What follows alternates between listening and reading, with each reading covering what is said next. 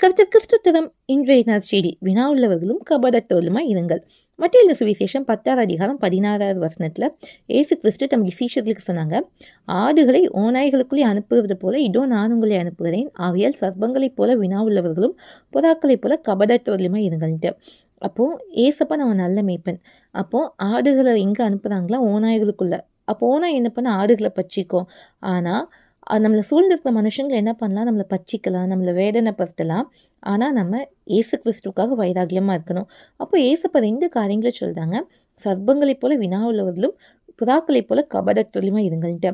அதாவது எந்த விஷயம் செய்யறதுக்கு முன்னாடி நல்லா யோசிச்சு செய்யலாமா இல்லையா நம்ம செய்யணும்.